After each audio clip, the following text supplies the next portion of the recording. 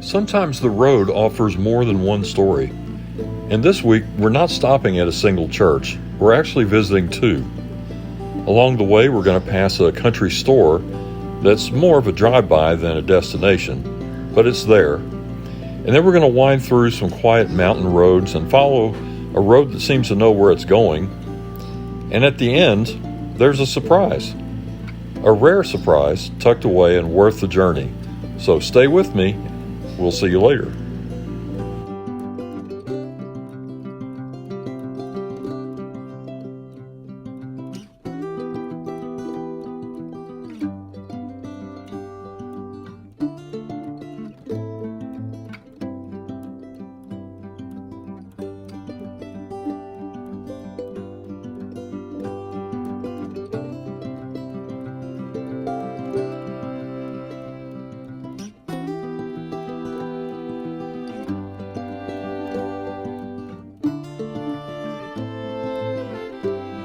Now, before we get to the churches, the road carries us to this little store.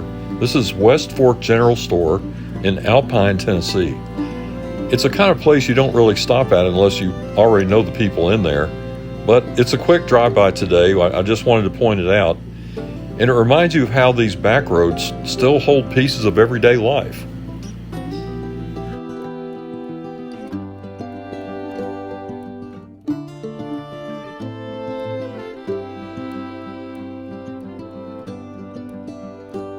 Our first stop is at a quiet little church set among the hills, Falling Springs Baptist Church, and it's a place that feels rooted in its own history. I'll talk about that more in a few moments.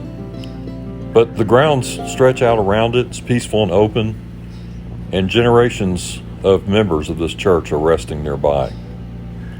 There's kind of a stillness here. It's the kind that makes you slow down a little bit, look around, and remember that faith in places like this is lived gently over a long, long time. And this is an important spot. Just beside the church stands a huge old tree. It's long past its prime, but it's still there.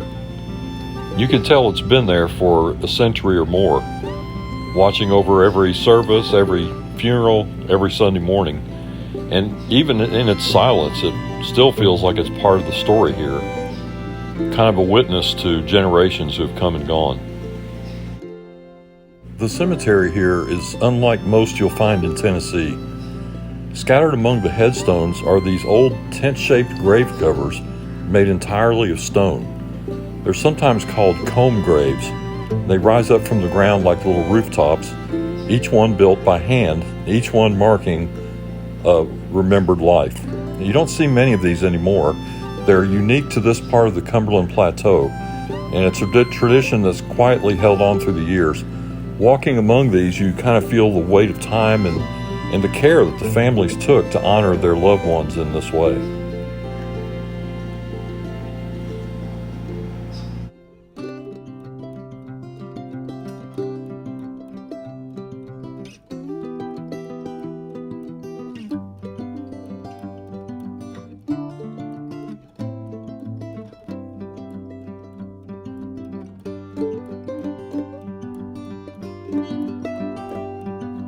Our next stop is Shiloh Baptist Church. It's a little church that does something that you don't see very often anymore. It shares its building with a local Masonic group. And you know, out here, that kind of partnership isn't unusual. It's simply how communities make the most of what they have. The church meets on Sundays, and maybe another night during the week. The lodge gathers during the week at a different time. And the same walls hold these two very different kinds of tradition.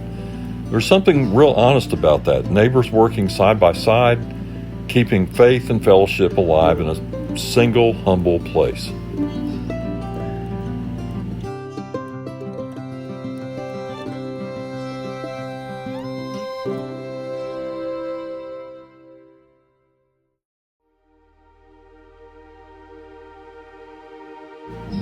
Leaving the church, the road narrows down to a single lane and settles in beside a small mountain stream.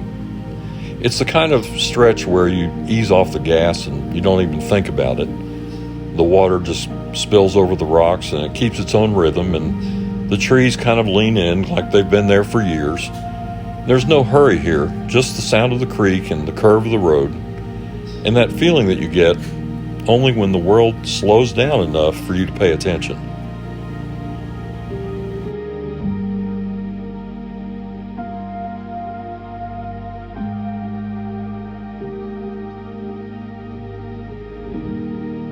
A few miles south of Shiloh, the road dips down toward the west fork of the Obi River, and that's where this old covered bridge waits. There's no written history that I can find on it, no plaque, no sign, no little paragraph somewhere that I can explain who built it or when it was built. It just stands here quietly. It's been there a long, long time. The boards are very weathered, the roof has seen better days, and it's been closed to traffic for many, many years. But if you step aside, you can still hear the river going underneath, and that same sound has echoed there for generations. Covered bridges like this were once common across our country, and most have disappeared. But this one kind of feels like a survivor, even though it's blocked off and not open to traffic, but it's still there. It's a little worn, it's forgotten, but still holding its place over the water. It's the kind of treasure that you only find when you follow the back roads all the way to the end.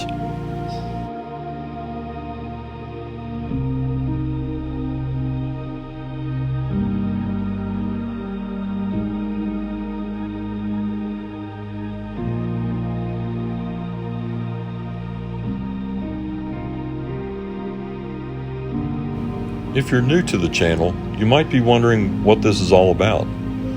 A couple of small churches, a country store, a narrow road beside a creek. None of it very flashy and none of it very loud. But together they paint a picture of faith lived out in simple places. Lived out by people who show up week after week and keep these places full of life.